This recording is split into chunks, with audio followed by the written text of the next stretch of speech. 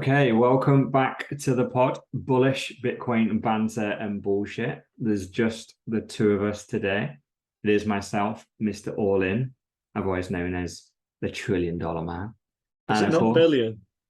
trillion. Oh, in a bear market, yeah, I downgraded to billion.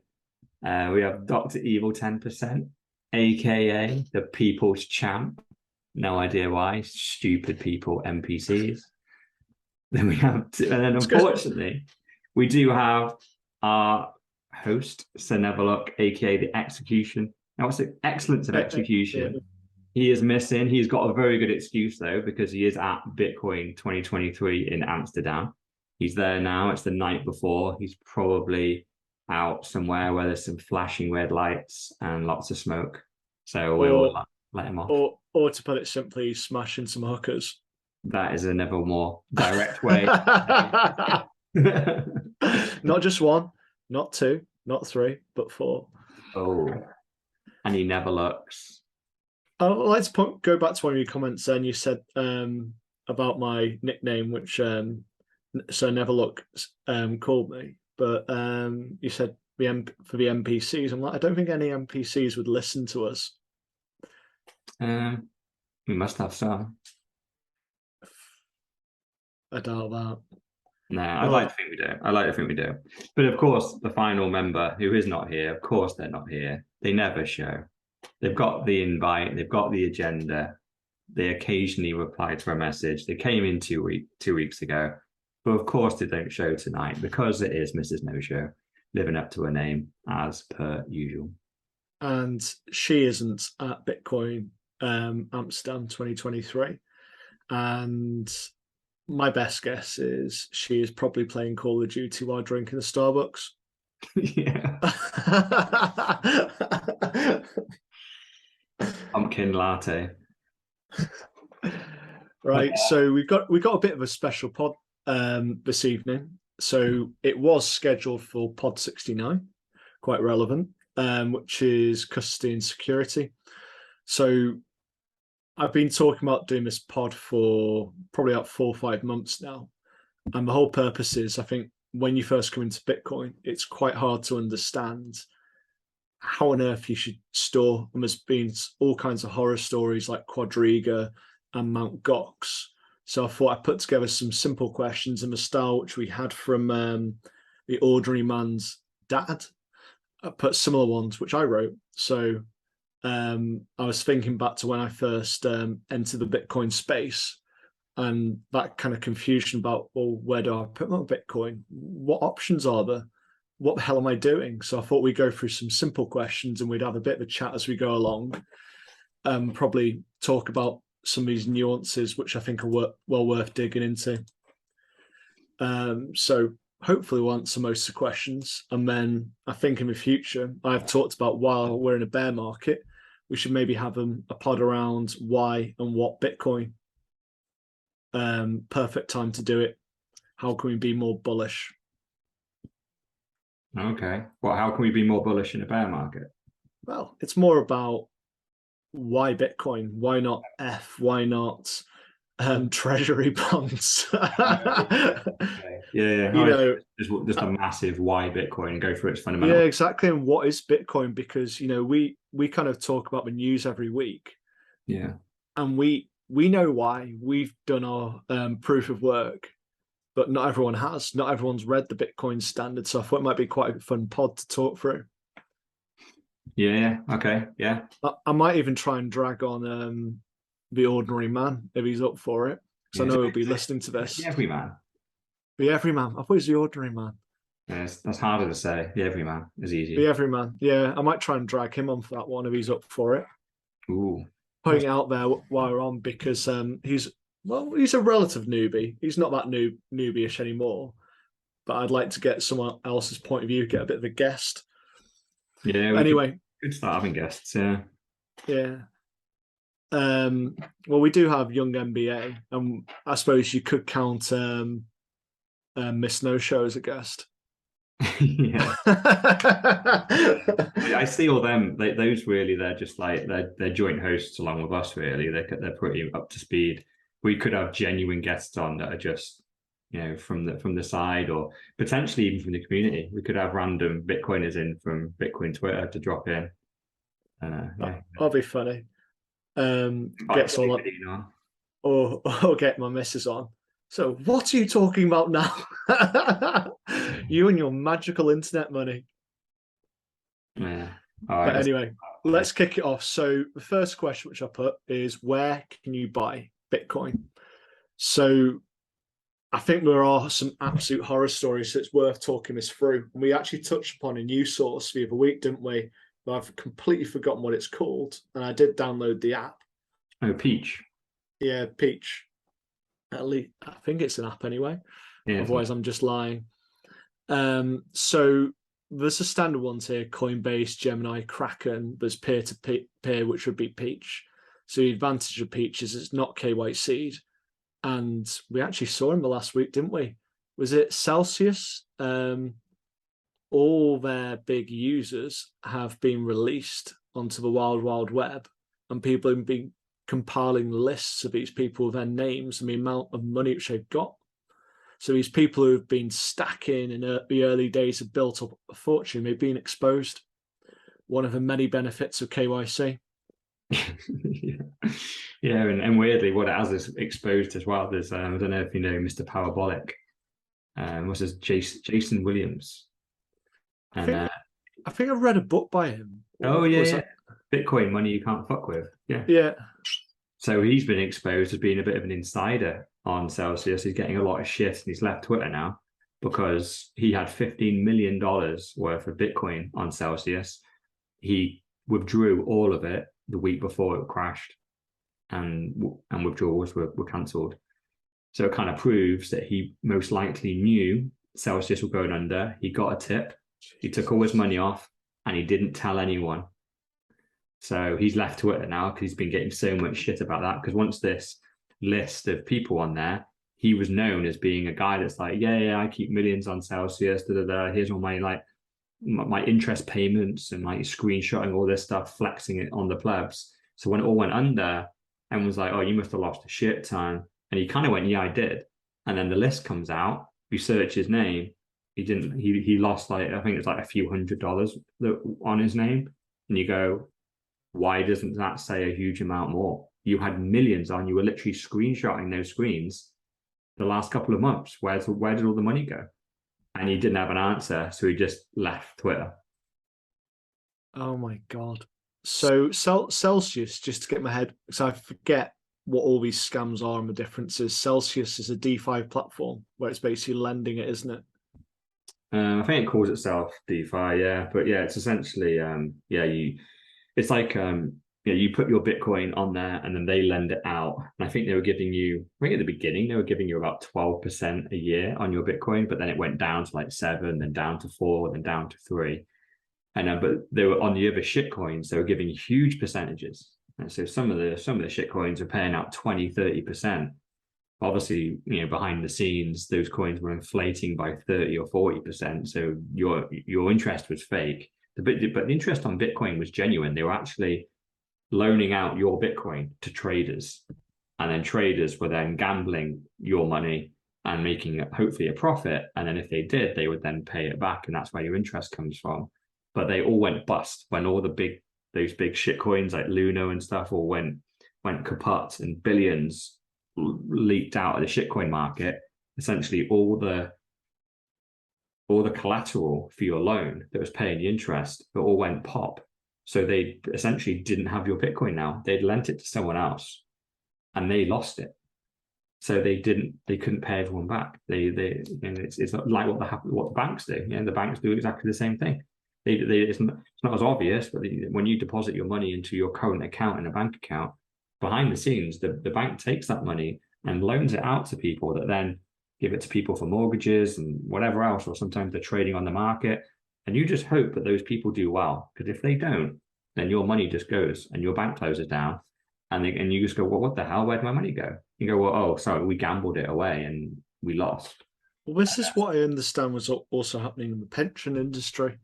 But they were saying, oh yeah, you've got this, medium mix. We're going to invest into these kind of assets and we'll flick it around. But actually what they're doing behind the scenes is they weren't investing it in these kind of like medium mix. They're going high risk and then pocketing, say, the extra 8% for you. So it's a kind of like, you know, we want Bitcoin, so we've got a clearer system, a safer system.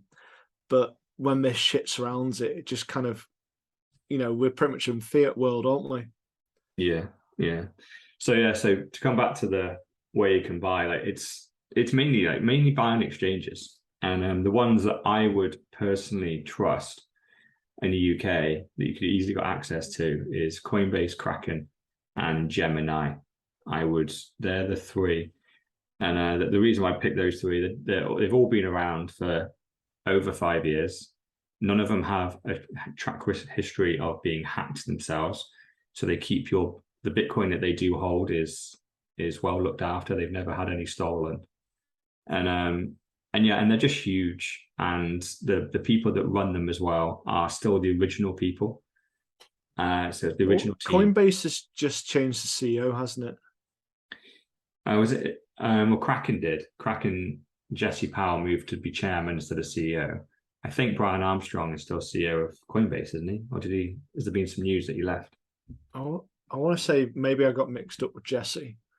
But yeah, they've been around for a while. People use them, so you know they're safe.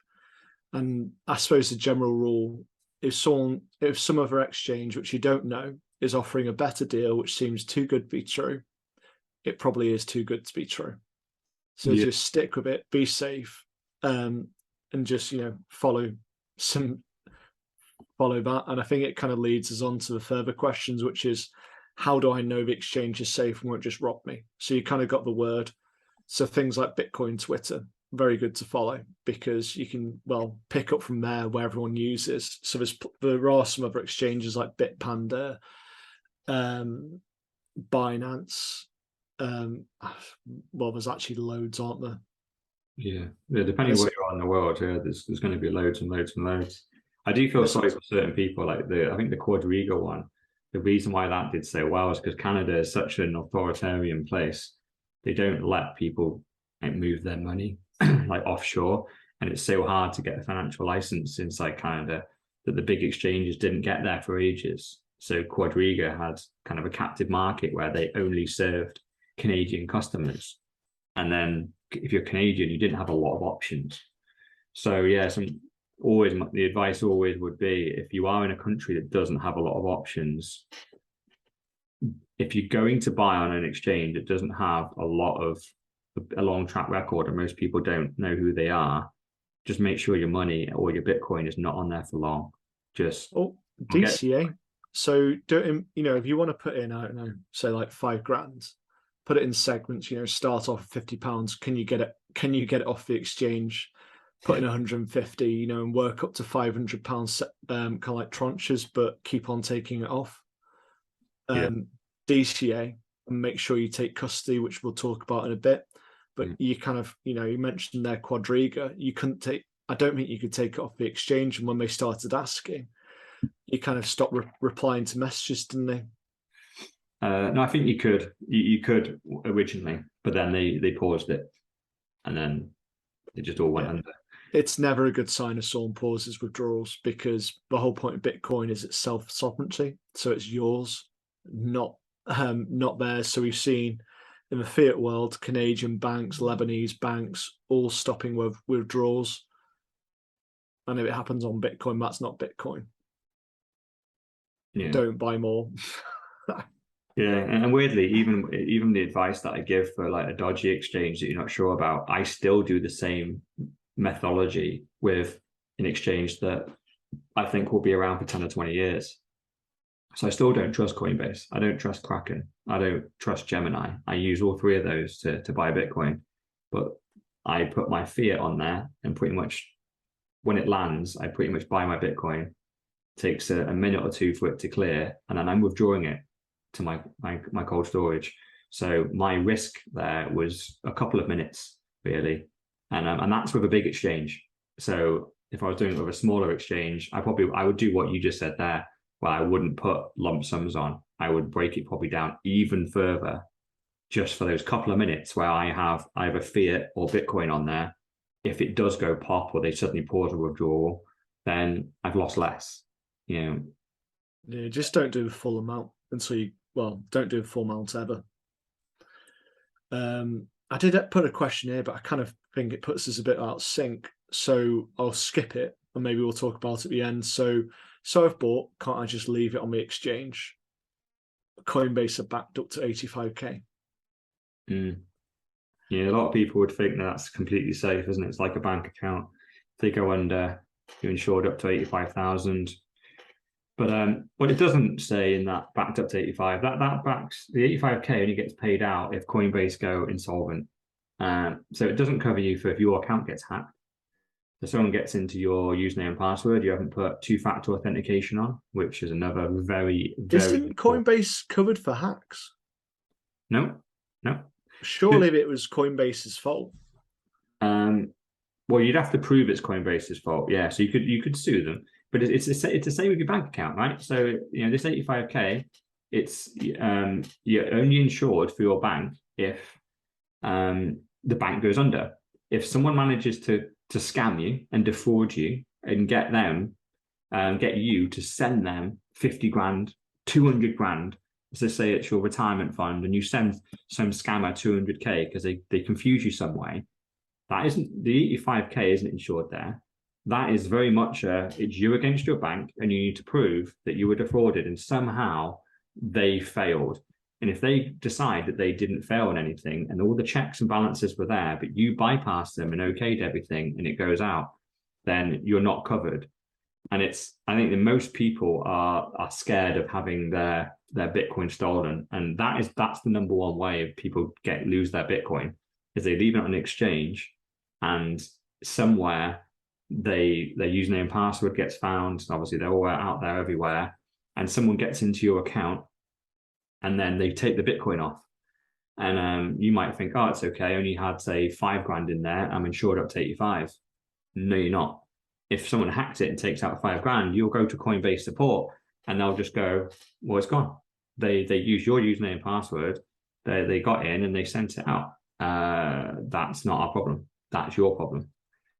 So that's the first thing to say. But also, like, obviously these 85Ks, good luck getting this money out. Right? If when banks collapse and people think they're insured, like, where does this money really come from? Like, there's quite often this central pot. When banks collapse, then there's no money in the entire economy to be paid out. So these magic insurance companies that supposedly have 85 grand for every single customer of every bank, it's never been tested before on big scale that they can actually pay this money out. So I would be very skeptical that this insurance would even pay out anyway.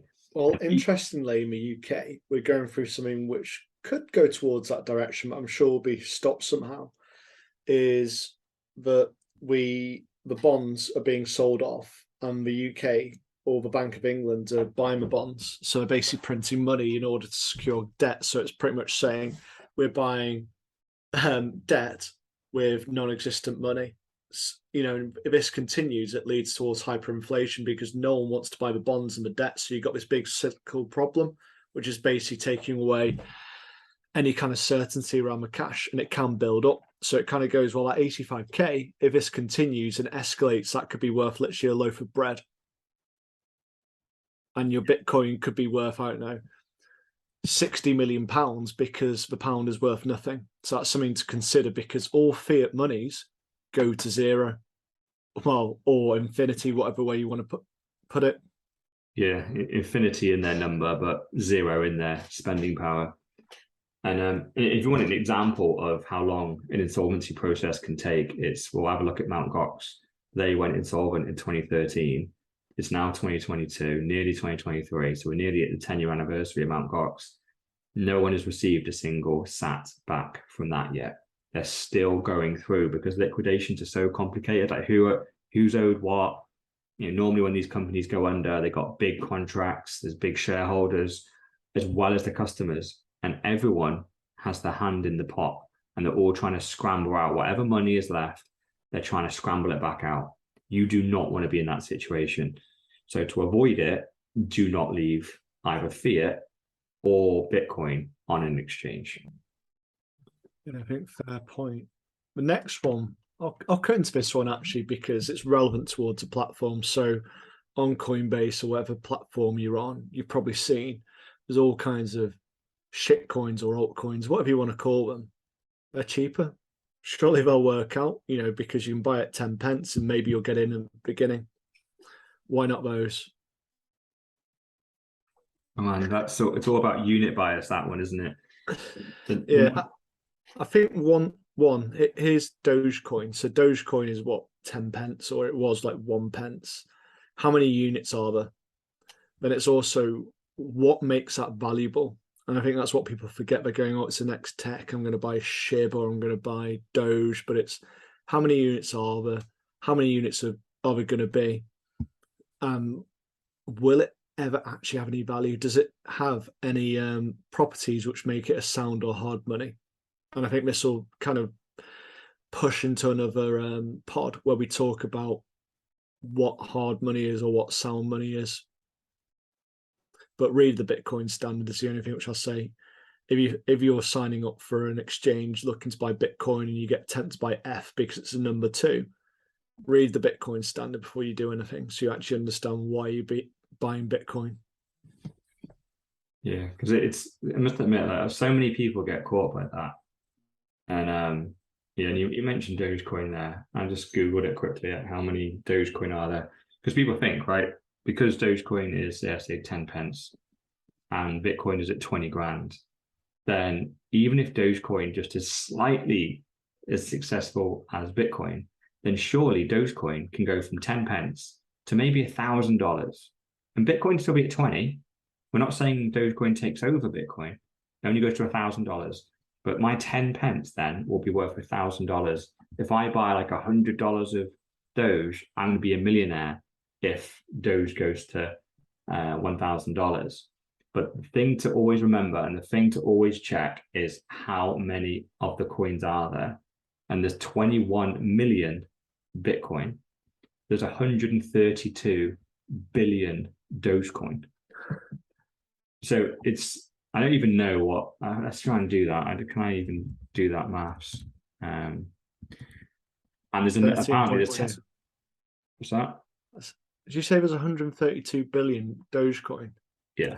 And if it's at 10 pence, it'd be 13.2 billion, which seems a bit high for it. So, I can't do it. I don't know what the maths is. I think, what is it? About 500, maybe 5,000 times.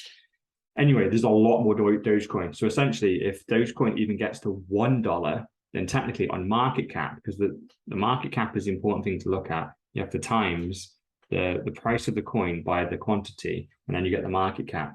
And with Dogecoin, if Dogecoin ever hits $1, then it's going to be the equivalent of Bitcoin being at something like $50,000.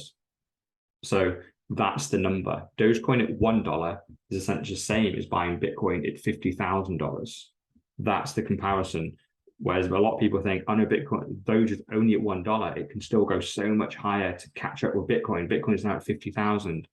No, they're technically the same because the amount of value in the network is now the same. And it's also your stack is going to be devalued. Is it 5% every year? So they print new tokens within Doge because it is a meme coin. So it's basically it takes a piss out of fiat in the fact that it inflates the supply an automatic amount per year. So you're also going to have that to contend with, which I think a lot of people don't consider. But it kind of goes back to what's the value? Is there any value? What exactly does it bring? It's like NFTs when everyone went mad. Sure, the demand of NFTs drove the price up, but when things got tough and everyone went, what the fuck is the point of me buying this picture of an ape which is badly drawn? Everyone went, there's not any. Oh, it's worth 10p now. We saw it with what's his name? One of the Paul brothers. He bought something, I think it was 700 grand. It's now worth 10 pence. Yeah, and he's all right because he can afford just to lose basically $1 million on a JPEG. But for the average pleb out there, You know, you Do just, your research. but yeah, it's one of them. So essentially, they're just trying to stay away from the shit coins. They're gonna throw them in your face when you go on these exchanges. You're normally gonna see the best performing coin of the day or the worst performing coin of the day. It probably won't be Bitcoin that's listed. It's so tempting to go, oh, this one's doing well. It's on an uptick. And I think I can be smart. All the shit coins always go to zero in the end. Always. Just buy some Bitcoin, take off the exchange, keep things nice and simple. The only time you should ever mess with shit coins is if exchanges like Coinbase have various lessons. You can go and do a pretend lesson, pretend to learn about a shit coin. They'll give you a couple of dollars of that shit coin, exchange it for Bitcoin, take it off. That's my only involvement in shit coins, is just They don't doing even that. give me that anymore. I must have been doing them too quick or just tapping every single answer in the end. Yeah, to be fair, I've actually been banned from it as well now. So I've stopped getting them. My brother keeps texting me like, "Oh, another $2, another $2 on there." I'm like, not for me. I've been off as well. I did have I think I've had about $50 or $60 worth. So it's not been a bad run. It's just that they stopped. I think maybe it's because I was just button mashing, so I didn't have to watch the video. I know, yeah. Should have done our shitcoin education a bit slower. Yeah. But anyway, enough of shit coins. This isn't really about shit coins. So we've talked about buying it. We've talked about the exchanges. And now it's, well, what are the options for storage? So we're saying don't store it on the exchange. So, well, what can you do with it? Yeah, we need to have a look at hardware wallets. So there's a few of them around that are well respected. Again, this is another place you can get scammed. I've seen many people go off and go, oh, I've heard of these hardware wallets, but they're a little bit expensive. I'm going to have a little Google and try and find something cheaper. Don't do that, because if these things are compromised, then they'll steal your Bitcoin instantly. So whenever you're buying a hardware wallet, make sure you buy directly from the supplier of that hardware wallet off their website. Check the URL of the website, double check it, and make sure you're buying it. Because if you buy one that has been compromised, what people can do is essentially send you a hardware wallet where they already have the password for it. So the second you put Bitcoin on it, it comes straight off. It's always already going to sound super scary, but it doesn't have to be. It's just don't try and skimp on this stuff, right? It's use an exchange. Maybe their fees are a little bit higher. Doesn't matter. Is it safe? Go there with your hardware wallet. They're a little bit expensive. They're around £100 each for a hardware wallet, and you can get them cheaper. You can find them on eBay. You can find them on Amazon. They are nearly all scams, and they will steal everything you have. So that little £20. I might get one and stick some Dogecoin on it, see if they take it. Oh, they will, because they're set up to just have sweepers. They're called. So they just sweep. They have a look at the addresses that they've all sent out to various places, and they just have a bot that just if any idiot puts any Bitcoin or shitcoin on any of these wallets, they just sweep it straight off to a different wallet, straight off.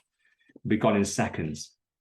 So I have thought about buying one off Amazon before, but I just went, like same as you.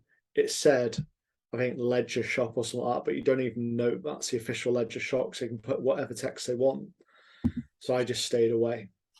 Yeah, they'll come. I've bought plenty from Ledger. So yeah, if we go through the hardware wallets you can get, it's Ledger, which is unfortunately predominantly shitcoin. They do Bitcoin, but you're going to be bombarded with shitcoin when you're using Ledger, which is a pain in the ass. You have Trezor, which is slightly more respected than Ledger, but they also shitcoin a lot as well. But then you have Cold Card, and Cold Card is Bitcoin only, so there's no shitcoin. Oh, is it? Yeah, that's probably the only hardware wallet that I know of that I would trust that is Bitcoin only. It's from the same guy who makes the block clock. So have you got Trezor or have you got Cold Card? Because I've only got Ledger. I've got all three. Yeah, got the whole set. Just in case. You've got a lot of Ledger, haven't you? Yeah, I bought a lot of Ledgers, but I also have some Trezors and I have some Cold Cards as well. Yeah, I mix it across just in case. That for me, it comes to later questions, but just in case one of these devices become compromised, I can switch to a different set of hardware. Okay. Quickly. So you must have a fair few then to cover the billion. Exactly. Yeah, I've got Ledger at the moment, so I think it's just because it was one of the main brands when I kind of entered the space. But I've got the older ones. I think it's like, is it Nano S or X, like the base model? Yeah, it's the S. I've got the S as well, and then yeah, the X is the new one that has the Bluetooth on that links to your phone. But I don't like you with your hardware wallet. You want it to be as boring as possible, which is why Cold Card's good. It's very basic. It hasn't hardly any features on it. It just stores your Bitcoin, allows you to send to it and send from it. You don't want it to do anything else other than that. I think when you Whereas, start having Bluetooth, literally, I you want your ledger to be hidden. And so when you go and get your ledger, you plug it into your laptop, you want to check the balance or transfer some in. You don't want it flagging up as a Bluetooth. So if you live in a flat, you don't want other people detecting it. It becomes a risk then. I don't think you can do much via the Bluetooth, but they sure as hell know that there's a device in the radius from then on. yeah, it's just another attack vector. You don't want for every single feature they add on, it's more code. And for every line of code, there could be a mistake, in whenever they write it. So yeah, there probably is no vulnerability in the Bluetooth when it because but I think they literally want you to they're encouraging people to carry their ledger around on their keys and have that in their pocket, but it doesn't matter because it Bluetooths to your phone and you can check your balance, you can buy a Bitcoin, send it to your ledger all through your phone. I just go, I don't want to be doing my phone to be linking to my ledger. I don't want to carry it around. I don't know Yeah, what use case that they're the trying kind to. of things which you look at on your phone could be easily compromised. Well, in reality, like you have to assume it is compromised. So I assume it is. Just I assume it is compromised. So only put stuff on there that you don't mind having published to the world. And if that's your private keys for your Bitcoin, then I would be worried that that's on your mobile device. So yeah, I like boring ledgers or boring hardware wallets, which Cold Card's the most boring. Trezor's pretty boring, and then Ledger they're starting to do like NFTs and all kind of bullshit on their things now. So I can see there's going to be a point where I need to completely move off Ledger. It's just that I'm a little bit invested in that hardware now because I bought a load when they did a big discount on the S. So I'm gonna have to try and figure out with Cold Card and how I'm gonna move all that over. Yeah, something which I think you've mentioned on previous pods is um, updating Ledger. So you're saying do it regularly, but try and not make sure that you're the first person to update. So how would you advise on doing that? Yeah, so normally when it says you'll plug your ledger into your laptop and it might pop up, it will pop up Ledger Live, and it'll say yeah your something needs updating. So what I would tend to do normally there's an option that says read about the update. So I'd click that, click read about the update, and then check the date on the post of when it was written. Yeah, And if that update was in the last week, I would just ignore it and go, no, not updating this week. I'm going to leave it because what you want to protect yourself from is a bug, a vulnerability that they put into the update that is going to be exploited. You don't want to be the first person to download that update and then you're one of the ones that gets exploited. Let everyone else download it first, or if anything's bad's going to happen, you'll hear about it. They'll pull the update, they'll release a patch, and then it'll be fine again. Let all that noise. It's never happened on Ledger, but I always look at this. It's like I learned this with iPhone. Don't update your iPhone the second an update comes. Apple have got a reputation of just bricking phones, like phone calls don't work or certain apps don't work when a big update comes. But they fix it within like 2 weeks usually. So just don't download the update for 2 weeks, and you avoid all the bugs that come with it. You miss them all, and just come in 2 weeks later and download the extra update, and you avoid all the noise. So that's just with my phone, and normally your phone is just a minor inconvenience that some apps might not work or something if you press update too quick. With your Ledger and your hardware wallet, don't be first. Let everyone else download it first, and then once the update is 2 to 3 weeks old, then I click update because you don't want to get months and months and months out of date because who knows, you don't want to get back too far behind on the software. You don't want to risk getting almost like your version not being supported anymore. So you should update it every couple of months, but just don't be first. Click the link, read the blog post, look at the date. If it's in the last couple of weeks, I tend to ignore it, and then in a couple of weeks' time, I download it then. Solid advice. Something which you mentioned on the previous question was around having it on your keychain, the ledger. So where would you say store it? Because you want to hide it. You don't want it in public, do you? You don't want it waggle it around because you got pickpockets, and you got trapped in the wrong kind of attention. Oh, I recognize that symbol, or I recognize that USB kind of looking thing. That's a ledger. That person's got some money.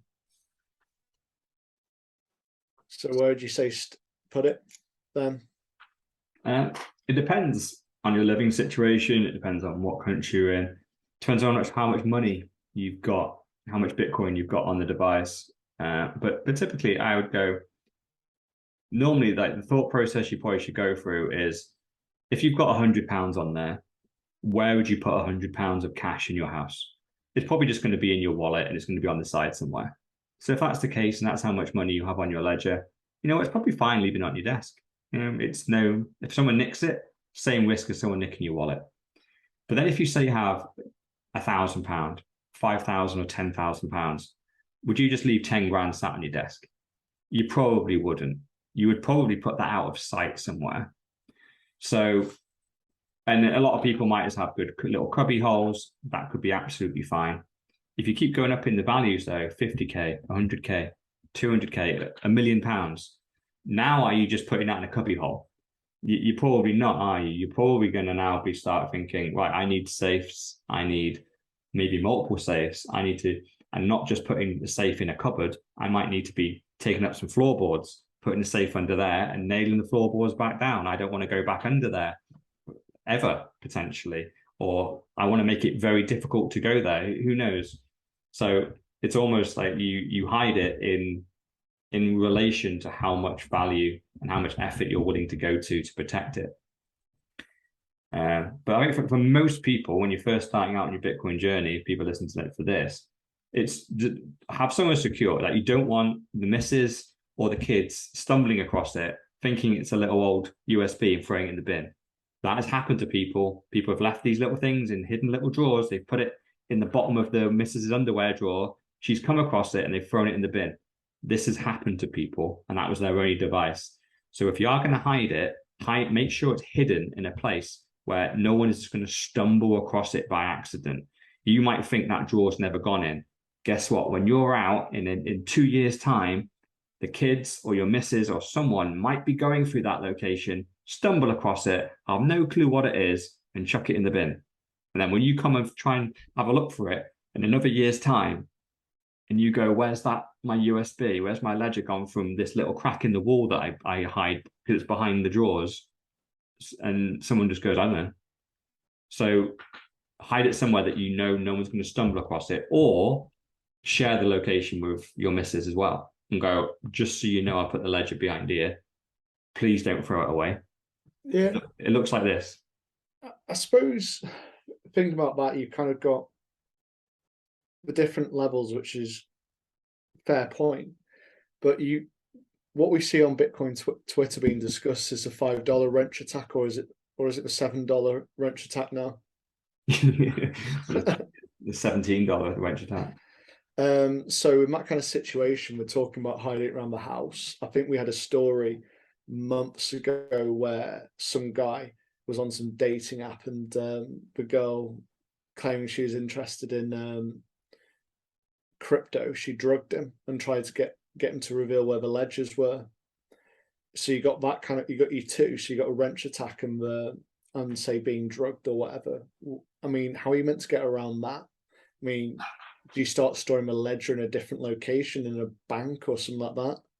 Yeah, well, yeah. Once you get to a certain level, and it is what I do now, which is you do hide them in different geographic locations. So that is, once you get to a certain point, it's like, right, well, like I said, like once you probably get above, like, say 10 or 50k, then should you store more than 50K in your house? Well, probably not. You should probably start splitting it. So put it in different geographical locations.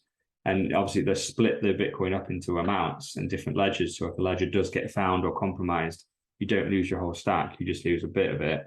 So yeah, so for the $5 wrench attack, yeah, so they could come in and threaten me or something. I could just give them a ledger that I know has a decent amount on that could be bluffable, that is everything I have, and hopefully I get away with it there. But you always the $5 wrench attack is very difficult to actually overcome. That's obviously someone coming into your home, threatening you and your family to give over your keys. It's very, very difficult. And if anything, you need to be preventative of that. So you need to have lots of security cameras and make sure they know that they're on film. They're not going to get away with this. And not driving around in an orange Lambo with a license plate of Bitcoin 1 or BTC 1. Yeah, and just flexing on Instagram, and the people that I've seen on Bitcoin Twitter that have had their Bitcoin stolen from them are people that flex. I remember this trader guy. He was only a young lad, 21, 22. He had like 50 grand of cash on his desk, and he was flexing on Instagram. That was just part of his gains. And he had like another 700 grand or something of Bitcoin and various shitcoins on a ledger, and it was all just on the desk. But he was posting this on Instagram. He didn't realize it had his geolocation attached to that picture. And he walked out of his flat. There was two guys standing there. They grabbed him, took him straight back into his flat. They took the cash. They beat him up to a point where he told them what the password for the ledger was. They sent all the shit coins and Bitcoin off that ledger and walked on out. He had no clue who they were. He never got caught. And about 6 months later, the poor lad hung himself because he was so devastated that he lost all his money, and it was so stupid. So yeah, it's like with everything, right? If you walk around with a 50 grand watch on, then you're going to become a target. And so just don't become a target. Fair point again.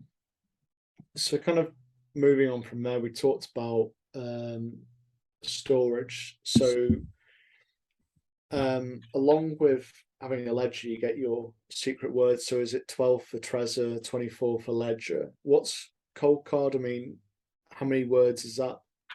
They give you 24. Yeah, so you got 24. So funny enough, I spoke to someone who I work with, who may listen to the pod once, which something which we say, he asked me about it, and he didn't understand how the ledger linked to the 24 words. So a brief explanation is you've got the ledger, and your security code gives you access. So that's basically a set of keys which join in, whereas the 24 words is a standalone. So literally you've got an option of either using the ledger or using your words in order to get access to your Bitcoin, or rather restore it to another device. So it's important that you store the seed phrase down securely. And I think he just had it written down on a piece of paper hidden somewhere in his house, which is obviously risky. So yeah, I suppose when you get a ledger, you get like a little sheet of cardboard, don't you? So it's not quite paper. It'll wear slightly better than paper.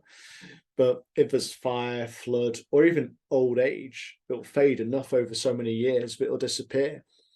Or even work when it's quite exposed. So it's not encoded or anything. It's just literally words. So if someone goes, oh, what's this slip of paper? There's 24 words. I've heard something about that. Take it. Have a Google around. Order a ledger. Bang, it says then. So yeah, it's not advisable to write it down. So there's a few different options. So I've written down a few, but I'm sure you know quite a lot more. So there's crypto seal capsule, otherwise known as a prison safe, cold tie, Cairo, Aleppo or Mnemonic. I think there's the Zeus, which is what not Mr. All In, so Never Look uses. So there's a few different options. Tiny seed. Oh yeah, Tiny Seed, which I've got after I moved away from the the prison safe after I found it a bit too painful to keep up me for a year. But I mean, you've probably had a lot more of these kind of like storages. Well, you certainly have than me, and I'm guessing more than Sir Neverlook. I mean, what would you say about them? Well, number one, that they're fantastic, right? So their main use case is if your little USB device fails, then you have these 24 words, and they are magic, right? And no one believes they work until you actually try them. I remember you guys being like, what the hell? How can these random words just, I can buy a brand new ledger, put these 24 words into it, and all my Bitcoin is restored? Essentially, what it is, it's the key, literally a private key that unlocks whatever Bitcoin was stored on these various addresses. They're all locked with one key. And if you just lose the ledger over here, it doesn't matter. You can just take those words and put them onto a different ledger. Or actually, you can even take your 24 words from ledger and put them into Trezor or put them into Coldcard, and they reignite over there instead. It's just a key that unlocks the Bitcoin that is on the blockchain that is not on your device. People think it's in the device. It's like, no, the Bitcoin isn't in there. You can just set fire to that device. It doesn't matter. It's all that is a key that unlocks the Bitcoin that is in the network. The Bitcoin is on the network, not in your device. So is it a public and private key? So your private key being your I don't know, like your digits for your ledger, then the public key being the actual ledger. Is that how it works? I think the public key is pretty much what you use to send and receive, but then the private key is access to the actual Bitcoin itself. So that's your public one is the one everyone can see. So that's fine. It's public. But like the private one, that is you then have the permission to send from that address. So that is the one you need to absolutely be very, very careful about. But you don't notice that is being used when you're using a ledger. It just, you put a very short PIN code into a ledger, and then it allows you to type in Bitcoin addresses and send Bitcoin on and receive Bitcoin off. And it all looks very, very simple. They've removed all the complexity. It's nice and user-friendly. It's all there. But what they're doing in the background is those 24 words, each time you go press send, it's using the private key to then go, yeah, this is owned by this person, send it. And it's using your private key to then send a transaction and verify that this person is allowed to send from this device, because this device has been authorized, has the 24-word access, and it sends it from it. So when you get these 24 words, these are the things you need to keep extremely secure. Because with your ledger, if someone comes across that, you've put a PIN code on it, you put a passcode on it, so you're going to largely be fine. If someone even finds it, chances are they're going to brick it.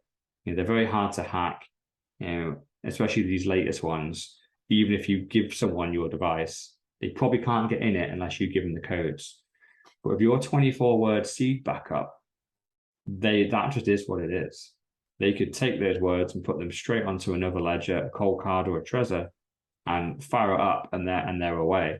So they're the things you need to be extremely careful about where these are. And hopefully you don't need to regularly access these, like hardly ever, only if your physical hardware wallets fail, or you're going to start moving stuff off or whatever, you need it for some reason. So these things you can really get rid of, really. So you can really put these in very, very difficult to reach places, either in your home, other people's homes, different geographic locations, and put these almost in the ground, in a safe in the ground, fill the hole in. And if the worst comes to the worst and your ledgers fail, go dig it up, open the safe, get these, they'll be on, this is why you can't do that if it's on paper. If you bury a safe in the garden and they're on paper, it's going to be rotted. But these are on steel sheets, engraved, with an engraver. Well, there's a few different. I think it's something like bifoldal or something like that, where they have clips on it, so you slide in the letters, and then there seems to be a clip on it.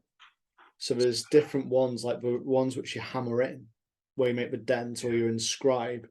And then there's like the prison safe, which is basically where you slide on letters and it's kind of got a clip on the end. And Yeah. it's probably the reason why I moved away from the prison safe, was the fact that if that clip comes off when you're trying to read it and your letters scatter, you're fucked.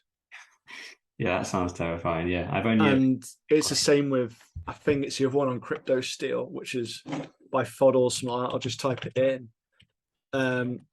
And that, yeah, there is a little mnemonic metal grey it comes up with, and it's basically you slide in the letters, and there's, oh no, actually you screw this in, so you screw in the letters on that one. Actually, that might even be a different one, but there's ones where basically there's some kind of clip on the end after you've slid in the letters. So my kind of advice is you look at that, like I suppose as I've kind of reviewed what I'm doing again and again, I've kind of gone, it can't be a clip. It has to be inscribed somehow. yeah. So that might be my advice. Like the Crypto Steel, I got it because I quite fancy the look of it. It's a tube. You can just put it anywhere, hide it up your arse for forever, unless you go to prison when you're being off around as currency. But the but the risk is you want to read it, you knock off the clip, and you've lost your letters. And if your ledger device is played up and you're reliant upon that, it's a massive risk. So I like the look of the Tiny Seed. It's one which I bought a month or two ago, and it is just hammer it in. So I think something to point out on seed storage is you can either put the letters in to certain devices, or you can put them in a position within the or what's the words called? So the range of words. Don't know what the list of Bitcoin words. Yeah. It's like BIP something. I don't know. Yeah, so basically you've got a list of words, which is where the 24 words are taken from. You can either put the letters down, or you can actually put the position within the words within, and it gives it a slight bit of encoding. So it's something harder to figure out. It may not be perfect, but it adds like a layer of defense, which hopefully with other things as well, it'll help you keep your Bitcoin safe. Yeah, I mean, if I was doing it again, Tiny Seed's very recent. It's only just come out last 6 months or so. But if I was to do it again, which I will be, I will be refreshing all my security in the next probably year or so, and I'll be buying a load of Tiny Seeds because they're great. They're so small. I think it's called Crypto Tag, but they're quite large sheets, and you have to write the full 24 words down. And you can only get one set of seed words on one sheet, whereas so they're quite large sheets, so that you've got quite a lot to hide, you know. Whereas with Tiny Seed, they're probably about a fifth of the size, if not smaller. And yeah, like you just said, you don't inscribe the full words onto the seed phrase. You just punch holes that represent a number that then relates back to the BIP39 word list, and you just match it up. So yeah, you might have one of the older crypto tags. So I was looking at the Zeus, and that is hammer in. So on the numbers, so it's relatively similar to Tiny Seed, but it's larger. So that looked like a good one to go for. The problem which I found with Tiny Seed is you are paying an import charge on it, because I think it's based in Amsterdam, or at least one of its shipping centres is. So now in the UK, so we're no longer part of the EU. Then they got 4 in Odin. I think one's some weird tube which you inscribe into. Actually, you might have a 4 crypto tag, because that looks like you inscribe. Whereas, yeah, I agree. Like the hammering in is time saving. It can be done on a smaller scale, and it requires some form of decoding to happen. Sweet. So when you talked about reviewing your security, how often do you do it? So I tend to do it. It depends on the value of Bitcoin usually, and also if I'm moving house, or if I'm going to be away for a period of time, I might review it. So I probably just check up on it. So I probably get access to a couple of the key ledgers and make sure they still work. They haven't got damp or anything. I probably do that every couple of months, probably every couple of months. And then it's probably about every 3 or 4 years that I completely refresh it. So I move everything off, change my words, and move off to something new, just in case something's been compromised. And I like going through the process anyway. Cost a bit of money to do all that, but every 3 or 4 years I tend to do it. And the reason why it hits that time frame really is because Bitcoin has usually then just gone to another multiple. So it's just suddenly a case of, wow, it's kind of shocked me that, okay, this Bitcoin on here is now worth a considerable amount more. I need to take a look at this and take what I've got and divide it up further to enhance the security that I have and just spread the risk over a larger surface area. Yeah, so more ledgers, more seed phrases, but then also redo your seed phrases. Yeah, and it's great practice. Sometimes I still get scared. Whenever I still do it. I write my 24 words down. I have a spare ledger and I'll type those 24 words in.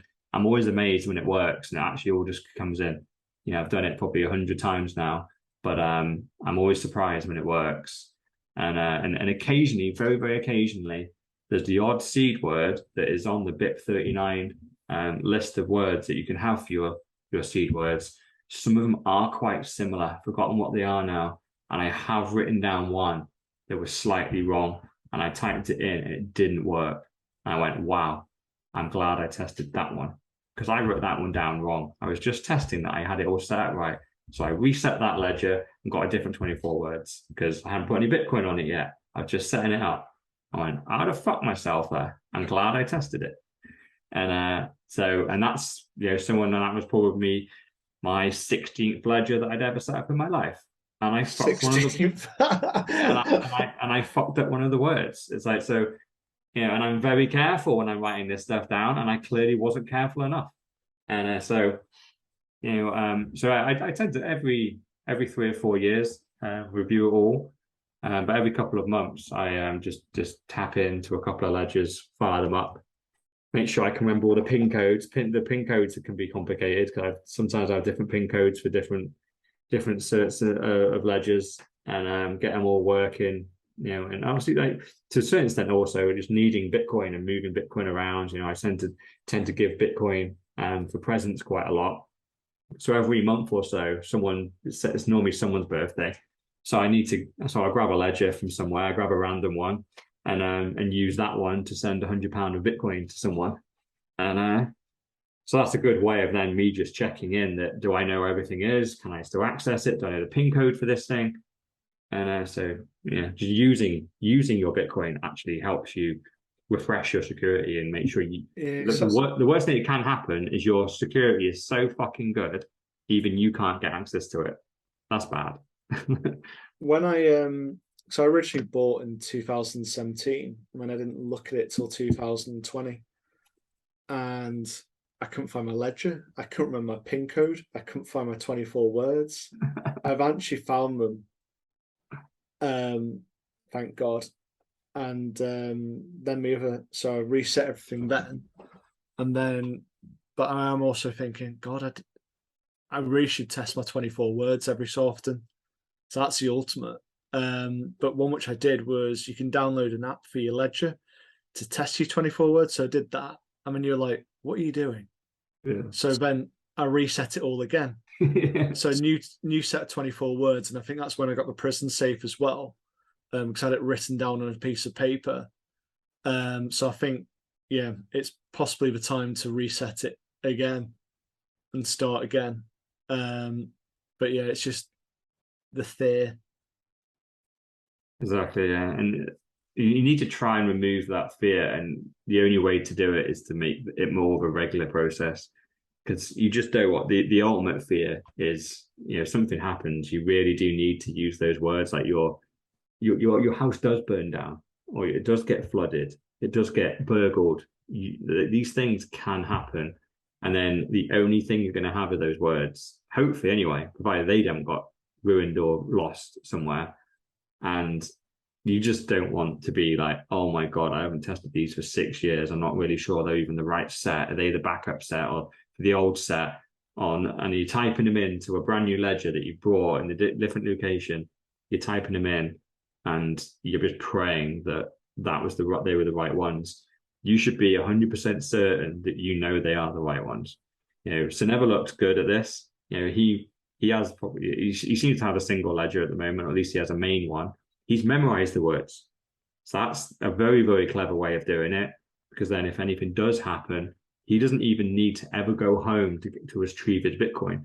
He can just have a new ledger sent to a different location. He could, from memory, type in his 24 words into that ledger and have all his Bitcoin. He could be in Australia and get his Bitcoin back. What about if I have it inscribed on my foreskin? I don't think there's going to be enough room. And you're half Jewish as well. Just have to be on the tip instead. I think that kind of goes in with the next one, which is, I think I'm quite terrible for checking, that my Bitcoin is there, because I don't want anything on my phone. So I rarely use a laptop outside my work laptop. So I don't actually check. So how often do you check that your Bitcoin is there? So, you talked about the amount of ledgers which you've got. How often? So the good thing with Ledger is that you have Ledger Live. So Ledger Live, I check that every day. So I know my Bitcoin has not moved, because Ledger Live, even though it doesn't have access to the private keys, unless the ledger is plugged in, it knows all the different addresses to monitor. So it keeps a track of all incomings and outgoings. So I can see exactly where my Bitcoin is every single day live. Because if any Bitcoin moves, it will tell me. It's a live, it checks the blockchain. So it can't move any itself. It's just looking. It's gone, you've asked me to look at these 100 addresses, incoming and outgoing. So normally I check it nearly every day, because I'm always sending Bitcoin to it from like Revolut and stuff. I'm still doing dollar cost averaging. That's the point. I haven't looked at my Revolut vault for a long time. Yeah, so I always send from Revolut. I'm still I built up such a large amount on there. It's £1,000 a month you can take off. I'm still hammering that every £500 a day and £1,000 a month. So I make sure I check to see what those withdrawals are hitting my ledger, and I can check all that without accessing all the ledgers. If I need to send a transaction, I need to go find a ledger and get it all plugged in and send. But to check that my Bitcoin's still there, I just need to fire up Ledger Live and I can see it all. Yeah, I haven't got the same amounts going from my Revolut, but I've got a few £100 in there, which I've totally forgotten about. So that's always a bonus, but it is probably some of that has been bought at a much higher value. But these are the bear times. These are the sacrifices which we make for the future. But yeah, I remember, I think my brother asked me this one a couple of times. He was like, oh my God, I haven't checked my ledger for like 6 months, a year. I'm not even sure if I have any Bitcoin. It might have been hacked, you just don't know. And I just went, well, you do, because you check Ledger Live, right? It's like, yeah, well, it's there. Like they're tracking the addresses that has the Bitcoin on them. It can't send or receive from Ledger Live. It's just observing, just looking at the blockchain to see if your addresses have had any Bitcoin sent or received. And so provided Ledger Live is saying you still have some Bitcoin in those addresses, that's true. You don't need the ledger to check that your Bitcoin is still on the addresses, which is quite an important point. I didn't know this for a few years. I didn't realize that Ledger Live didn't really do a live update unless I plugged my USB in. I thought it was just giving me an old set of data. And so it wasn't until my knowledge improved and I realized, oh, no, it's just monitoring addresses. It doesn't need your USB drive plugged in to know whether the Bitcoin's still there or not. Yeah, I tried to write an app to view it, but I managed to pick up the wrong one. It was telling me the amount was like negligible, and I absolutely crap myself. So I obviously got the wrong address and picked up someone else's ledger. But I was just like, my God, where's my Bitcoin gone? You wrote an app to check an address and you might type the wrong one in.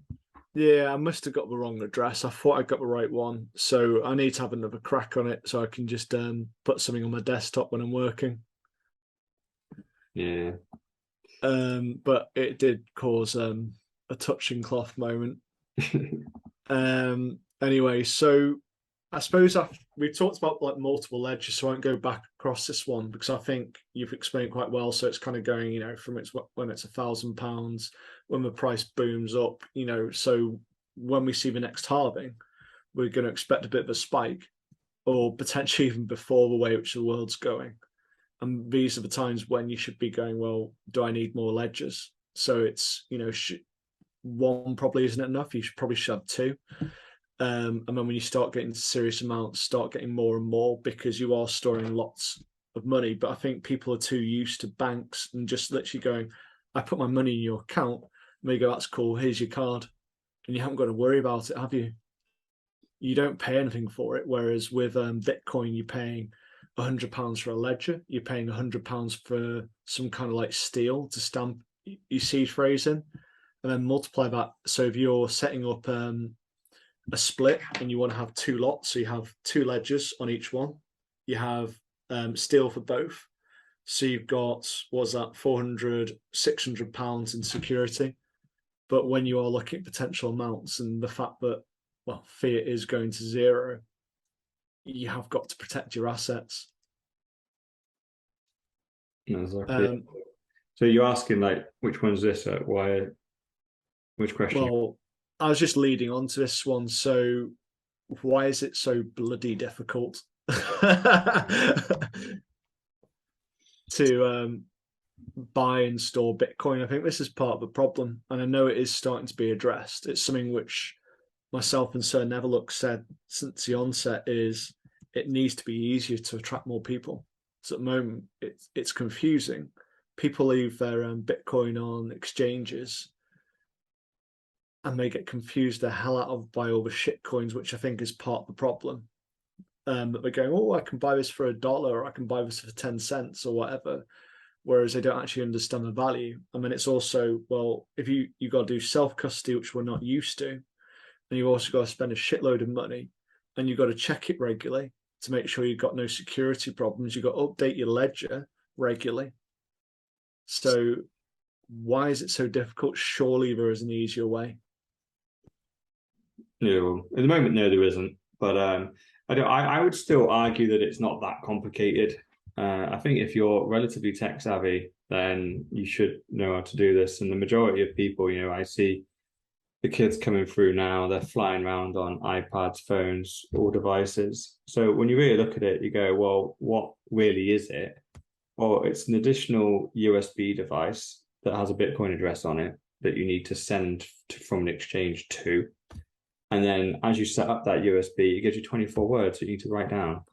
Now, that really isn't that complicated, really. I know there's some maintenance, and obviously once you really start leveling up on the value that you have on there, then okay, it gets more complicated. But that's no more complicated than any person that has a lot of wealth. They have to start thinking about their security. That's why they go to their bank and they start getting safety deposit boxes, they start getting safes, they start hiding stuff in various places. So you have to start thinking about your wealth once you get above a certain level of wealth. But for the average person, that's got, say 10, 20K of Bitcoin at some point, if you buy now, it can easily grow to that. I don't think securing that is that hard personally. I think it's a little bit of proof of work. I think it's a little bit like reading the Bitcoin standard. It's like, oh, I can't get Bitcoin. It's like, well, guess what? Getting Bitcoin isn't that easy. Understanding money isn't that easy. Understanding the history of money and what sound money isn't that easy. All these things are quite complicated. There's lots of distractions along the way, and you have to sit down, you have to focus for probably 50 to 100 hours on really convincing yourself that what you're reading is correct. And then in reality, you probably need to then spend another 50 or 100 hours on going, well, how do I secure this? These guys say it's all really simple, but I want to buy a ledger, I want to test it. And yeah, you need to sit down with it. You need to play with it for quite a while. You need to write down lots of words. You need to go around all that. And guess what? Once you've done all that, which you then have literally sound money that is self-custodial, that no government or bank can ever take from you. So the reward for that amount of work is fucking ginormous. But yeah, you still need to remember that obviously, if we go back about 6 years, hardware wallets and seed words didn't even exist. You would have to be pretty much a developer to be able to then download your private key onto a air-gapped computer that's never connected to the internet, and then encrypt it and secure it on something. And if you were going to write it down, it would be a huge key, which are just letters and numbers, like 200, 300 digits long. So when you first came into the Bitcoin zone, or what we want to call it, were the ledgers, okay. Yeah, I think they came out in around 2014, 15, I think. So yeah, I came in. Mount Gox, people just kept their Bitcoin on the exchange, didn't they? Yeah, and to be fair, like there wasn't. You had to be pretty technical not to. So I suppose that's part of the evolution right there. And the one which I think we picked up about a month ago was Block. They introduced that 3-factor authentication. So they're looking at, what is it, biometric server and device. Is that correct? So you have to get 2 of the 3 right in order to get access your Bitcoin. So it's looking at ways which you can access without, I suppose, these ledgers, and to make it a bit more, accessible to the masses. Yeah, and that's the thing. I think stuff like that will come out, and I think Casa do something similar to that. They have 3 different sets of keys. I think you have 2, they have 1. And any 2 need to go together to be able to move some Bitcoin. So you can move it on your own, but if you are compromised for some reason or lose one, you can call them up and they'll give you the other one. But yeah, these services, you have to pay for them, and I'm always a little bit nervous about trusting a third party one of my keys. It's just, I know they can't do anything with it on its own. They need one of my keys to make anything work. But I think these things will happen, though. Yeah, you're right. There will be. I think in reality, I think hardware wallets and seed words probably will become old tech. If we fast forward 10 years, most people probably won't be using them now. There probably will be some clever app that we can actually trust that has some layers of security in it that we actually is safe. And right now, I think we're a million miles away from it, but we probably will evolve to that. And then it'll be super easy for people to hold their entire life savings. So you talked about the kids earlier, and obviously us entering the area, but you kind of got to think, if you want mass adoption, you want potentially boomers. And boomers being notorious for not even being able to attach an email, an attachment to an email. You kind of got that issue to deal with. Yeah. So it does need to be a level easier. Yeah, I don't think boomers will ever get Bitcoin personally. I think Bitcoin is for people that are open to new technologies, and so the boomers that are in Bitcoin now are open and have learned the new tech. The majority of boomers are if they are even slightly enlightened, they're gold bugs, but they can't get, most of them aren't even enlightened at all.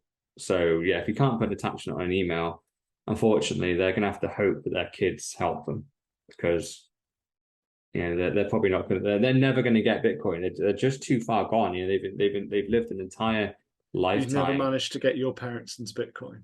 No. So, but they know that I've managed to get a portion of their wealth into Bitcoin, but they don't want anything to do with it. They are terrified of it. So I look after all their. So that's when you bought the farm. Yeah. Yeah, it's all safe. Don't worry, Mom. But no, they get it. They get it to a certain degree, but they don't really. They don't really think the system's going to collapse. They don't believe any of that.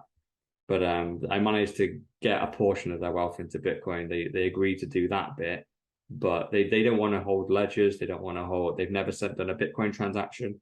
I've sat down and taught them all through it, tried to get them to do certain bits, but it's just impossible. It's funny when I think about boomers, because boomers are around about, 1950 to 1960, aren't they?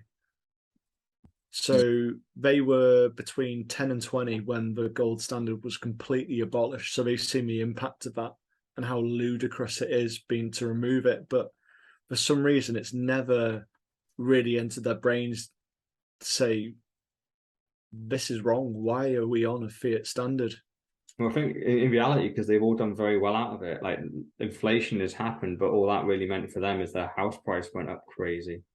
So they're like, inflation's great. And I bought a people house for 10 grand, I can sell it for 400 grand now. I love inflation. why? Like they're the ones that benefited from it, and like we're the and ones. also the people who clocked onto the problems of inflation put their money into property, which has further hyped up the property price by making it a commodity. Yeah, so that's why and weirdly, because they've been on a fiat standard their entire lives, they just go, well, that's all they know, and Well, it's worked. they had 10 to 20 years not on a fiat standard first. Yeah, they weren't old enough, they were just a child, weren't they? So it happened during their lifetime, and they probably, when it happened, there was probably big chaos, and then nothing happened, did it? Everyone said it was going to fail, and it never failed. And every decade it's meant to fail. They had mass inflation because they went on to fiat standard, and immediately the central bank started printing shitloads of cash and then blaming everyone else. No. Like, you want to see the propaganda for that. I used to talk to my parents about money printing. I remember doing it, and they tried to explain quantitative easing to me. And I for a number of years, in my teenage years and probably in my 20s, I thought quantitative easing was a very complex thing that I was too stupid to understand because it never made sense to me every time someone explained it to me. And then I listened to some Bitcoin podcast, and they went, quantitative easing is just money printing. You print it out of thin air. There's no complexity. It's all bollocks. Yeah. It's to devalue debt, but in turn, it devalues the savings and earnings of the ordinary man. That's fundamentally what it is. And it's also quite good for shipping wealth. Okay, it's the greatest tax in the world. Everyone gets to keep the same amount of money. It's just worth less. And you just go, why is mine worth less? It's like, because we printed an extra 10% more. Where'd that go? Never you mind. I'm pretty sure you've got it. Good guess. Yes, I do. We've got one more question. So this is from the Everyman. Because I sent him the agenda for this, asking him if he's got any input. And he said, Ledger got hacked and people's details were stolen. Is there a way to buy a ledger and remain completely anonymous? I don't think there is. You can do it actually. Yeah. So you can have a PO box. That's the Bitcoiner way of doing it. So yeah. So I was in the Ledger hack. So my original name and address and telephone number got released. So fortunately, I've moved address now. So, but when that did happen, I was worried because at the time, some of my security was at that house where that was. So I straight away moved everything that I had in that property out. So just in case someone did come around.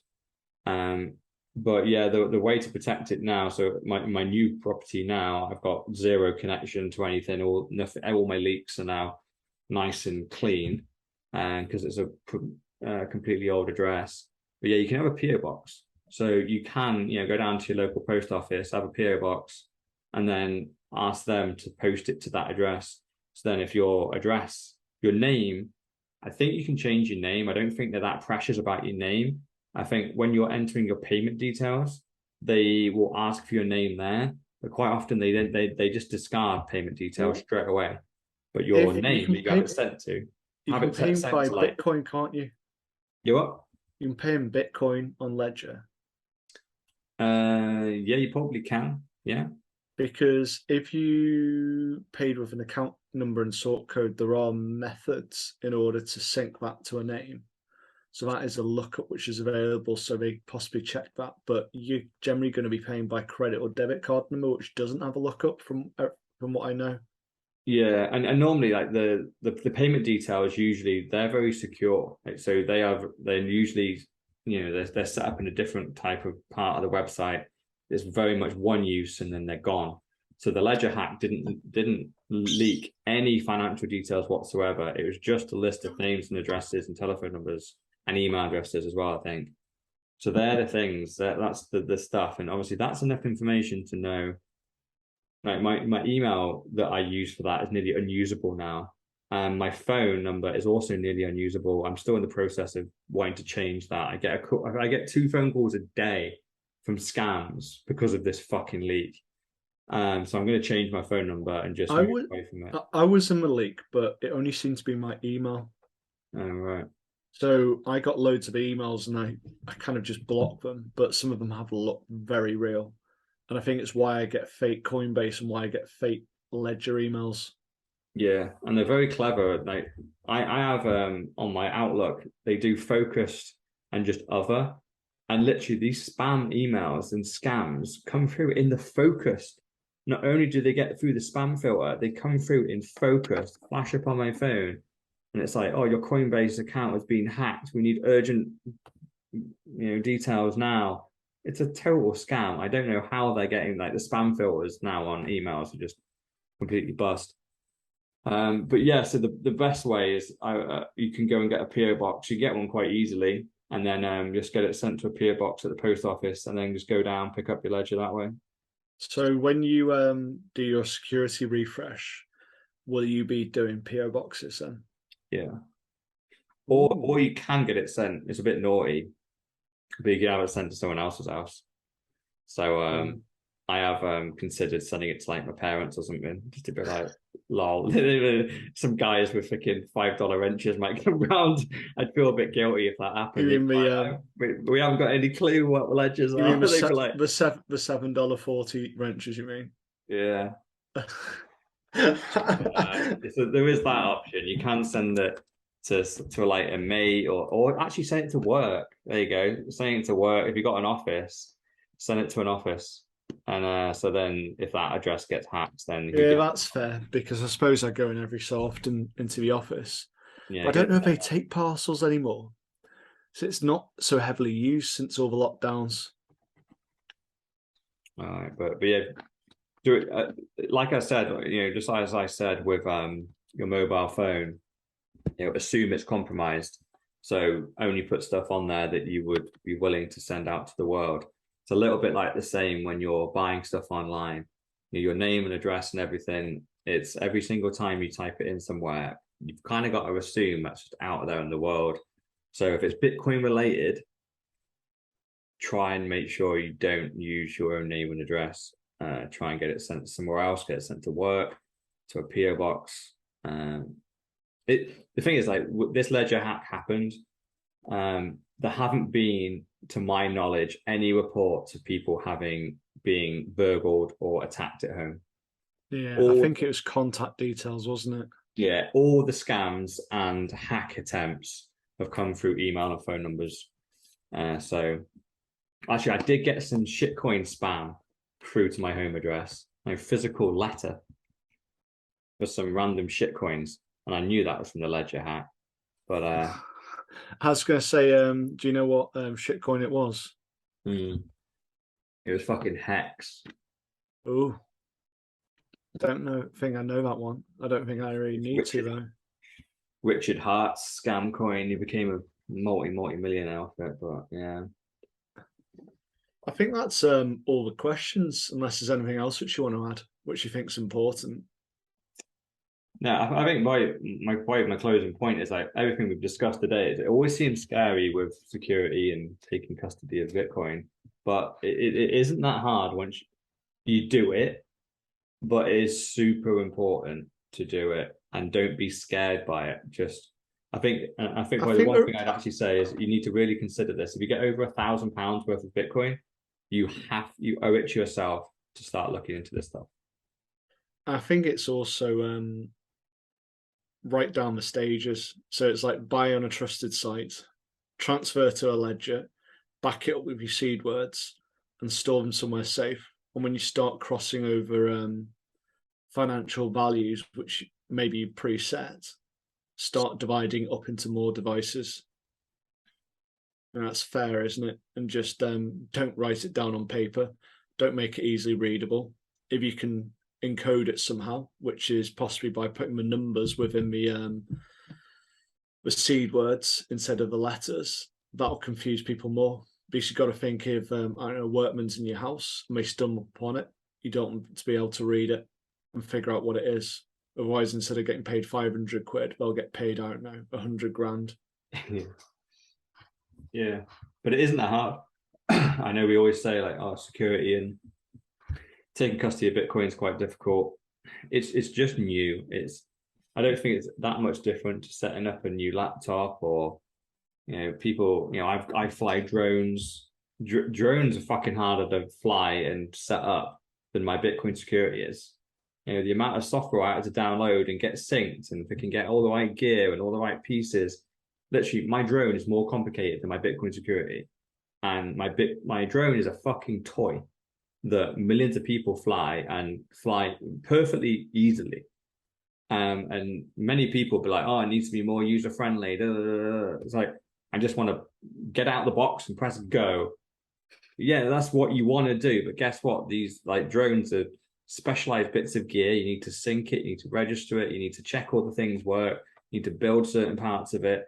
And then once you've done all that, you get to press go. And your Bitcoin's the same. You don't get to just get out of the box and press go and I'm safe and I'm a Bitcoiner. There's a number of set of steps, and it just takes a little bit of time and effort. But genuinely, literally, definitely everyone listening to this, but probably 90% of people in the world that try can do this. It really is not that complicated. So stop being a retard and just do it. It's pretty much your advice. Yeah, close on it. Bitcoin's not for babies. I think that was your one 2 weeks ago about pensions and stop being a baby. Yeah, and I've just started saying that a lot. Every time someone starts being like, "Hey, it's a bit hard," it's like, "You're a baby. You're a baby. It's not. You're not ready. Come back when you're not." Literally, I'm doing potty training at the moment with like the 3-year-old, and every time she struggles, it's like, "Oh, you're being a baby. I thought you were a big girl now. I thought you." And I've literally that's where that comment came from, because that's how you potty train a toddler. Is you threaten them with being a baby because they can't do it and they don't want to be a baby, so they do the new thing because they want to be a grown up. And it's literally the same with people managing their financial assets. You're like, you a baby. I think with the pensions, it's after that kind of like the fact that pensions were short. Like I said, I'm not 100% that I'm right with, because there's no information anywhere about what went on with the pensions. But it sounds like they were basically shorting all the pensions by not investing in the correct assets. Yeah, I didn't think should have gone bust already. I just think sometime in the next 10 years they probably go bust. If they went bust this year, it'd be like hilarious. The pensions start going bust in America. So it's literally the UK follows America with everything. And so they're fucking with the pensions, but I'm just not sure if it's a fixed income or a standard pension or both. So I literally was about to close off. Oh my God, we're about to leave. Here he is. We're literally on the outro. You can do the covered in hooker sparkle and weed. As I said, if I could join, I would join. And here I am, Sir Neverlook, with Mr. All In, aka the $1 Trillion Man, Dr. Evil 10%, aka the People's Champ, and myself, Sir Neverlook. You know it.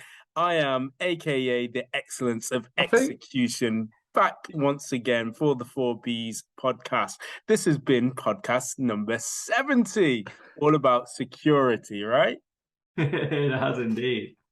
Yeah, and we've literally just finished. We're just talking about Mr. All-In calling everyone babies. He says, if you can't do security, you're a baby. You're not ready for it. And we all know that that's my line. How dare you say it when I say, you're not ready. Yeah, you're not ready. I loved all the questions. Obviously, I looked through the agenda. Yeah.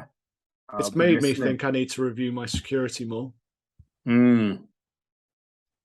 Well, I am here in Westergas, Amsterdam. We're only like a 2-minute walk away from the conference. So, there's actually a section that talks about security and what's best. I want to say it's on. I'll have a quick look through. You need to get some cards printed, drop them around the conference with a QR code which links through to Spotify or YouTube. Yeah. Well, I'm looking to meet Peter McCormack at some point. I know Call him you're not a big fan, Gaz. Call him Pedro at least once in that conversation. He hates it. But yeah, I will definitely. I'll Nice. talk to people about that. Yeah, 100%. We got the security pod, tells you everything that you need. There you go. And I don't think it was there's anything too horrendous in the pod this week. That's pretty much it for work this week. Yeah, there's a section on Thursday. Doesn't say a time. Oh yeah, it does. 11:45 called "Don't Trust, Verify." There's also a demo of a hardware wallet security architecture of the Bitbox 02. Yeah, just looking through the agenda quickly. Yeah. That'd be good. I'm pretty sure that'll be our entire agenda next week. Is going to be this conference. So yeah, give us the insights as to what's good, what pops, what's people talking about, who's there. Yeah. There's some good speakers here as well, of course, which I'm really excited to see as well. So I think one of the first ones in terms of the opening, we've got Jeff Booth, Nico Gilch, Greg Voss, and Prince Philip of Serbia as the panelists. And the topic is, has Bitcoin's inflation hedge narrative failed? And that's due to last 50 minutes on the main stage. Oof. Got Nigel Farage there as well. Yeah, I know. It's controversial, isn't it? He's there, yeah. I mean, he's a bit of an outspoken guy, isn't he? Who knows? Maybe he's a Bitcoiner. Jesus. I only just noticed that he's on there. Like, I'm just scrolling through the speakers now. I'm like, yeah, I know all these guys. Yeah. All same old, same old. And then Nigel Farage. Like, what? What? I know. What's he there for? Yeah.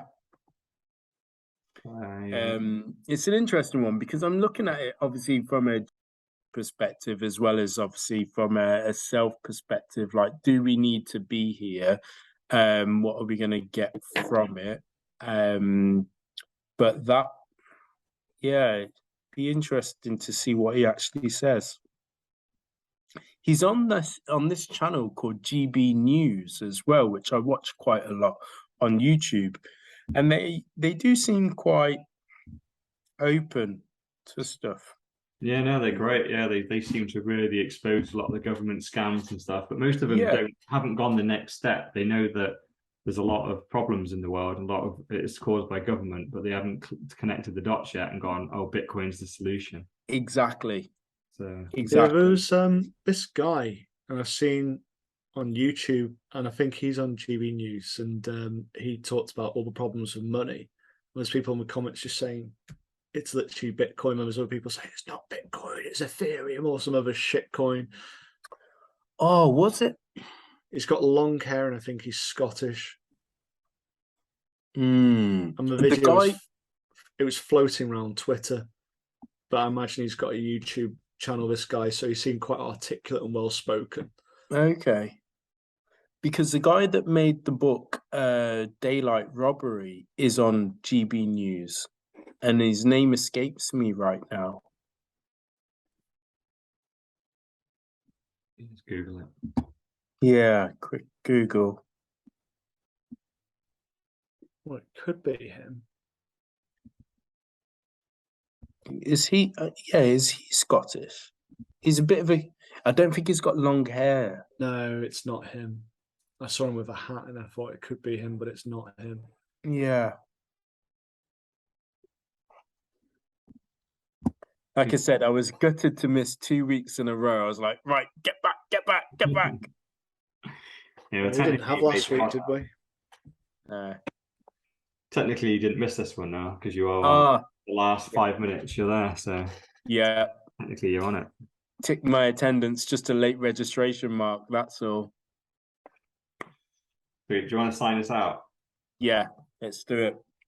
Okay, this has been the 4Bs brought to you by Mr. All In, aka the $1 Trillion Man, Dr. Evil 10%, aka the People's Champ, and myself, Sir Neverlook, aka the Excellence of Execution, podcast number 70.